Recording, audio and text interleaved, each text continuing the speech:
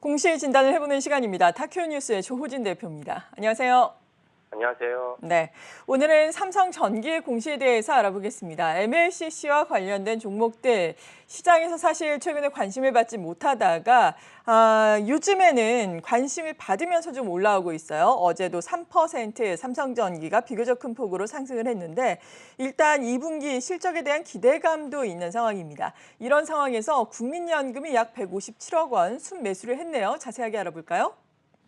예, 국민연금이 삼성전기의 지분을 이제 157억 원을 들여서 9.99%에서 10.02%로 확대했습니다. 우리나라 이제 공시 규정을 보면은 5% 이상이 넘으면 대주주로 간주돼서 공시 의무가 발생합니다. 그리고 10%가 넘으면은 대주주보다 더 한 단계 높은 주요주주라는 그 공시 규정이 발생합니다.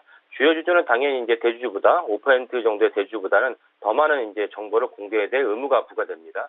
따라서 10%를 넘기기는 사실은 기관 투자가들 입장에서 부담스러운데 그럼에도 불구하고 국민연금이 이번에 이제 추가로 매수를 해서 삼성전기 지분을 10%를 넘겼습니다. 그 말은 그만큼 삼성전기에 대한 그 미래적 가치가 높다, 미래를 긍정적으로 보다 이렇게 우리가 해석할 수가 있겠습니다. 삼성전기의 이제 주된 그 상품은 MLCC인데 적층 세라믹 캐파시터입니다. MLCC는 이제 스마트폰이나 이제 전자제품의 필수품입니다. 주요 역할은 이제 전기를 안정적으로 이제 공급하는 역할을 합니다. 동시에 이제 그 부품 내에서 많은 이제 그 인터페런스가 일어날 때 그걸 차단하는 역할도 합니다. 예, 여기에 더불어서 최근에 이제 어떤 MLCC가 삼성전기가 어떤 역할을 또 하냐면은 카메라 모듈을 만드는데 카메라 모듈이 자율주행차에 이제 탑재가 됩니다.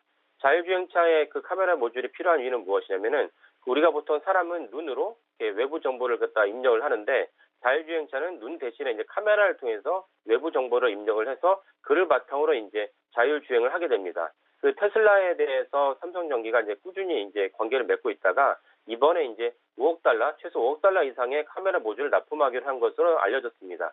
알려졌다고 표현을 한 이유는 뭐냐면 이게 대규모 금액이지만 아마 양사 간에 해당 사실을 갖다가 공개하지 않기로 이제 그 계약을 맺은 것 같습니다. 그래서 삼성전기가 직접 발표하진 않았고 전체적으로 봤을 때 북미 최대 업체에다가 그 5억 달러의 카메라 모듈을 갖다 계약을 맺었다는 것으로 봤을 때는 이제 북미 최대 자율주행 전기차 업체가 테슬라 아니겠습니까? 그리고 공시를 보면 2020년까지 테슬라가 삼성전기의 고객으로 이제 그 적시되기도 했습니다. 그래서 전체적으로 봤을 때 사실은 테슬라가 삼성전기의 카메라 모듈을 5억 달러 이상, 최소 5억 달러 이상을 사가기로 했다라고 이제 해석을 하는 것입니다.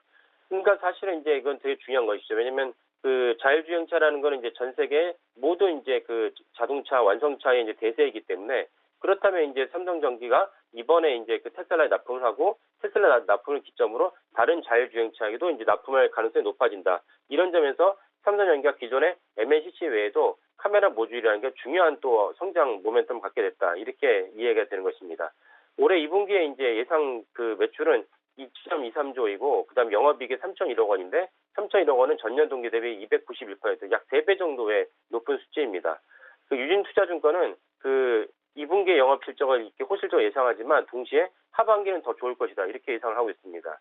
그래서 다른 증권사의 이제 목표 주가를 보면은 키움증권은 27만 원, 한국투자증권 26만 5천 원, 신금투도 역시 27만 원을 가까이 예상하고 있습니다. 여기까지 공진단의 탁현이었습니다.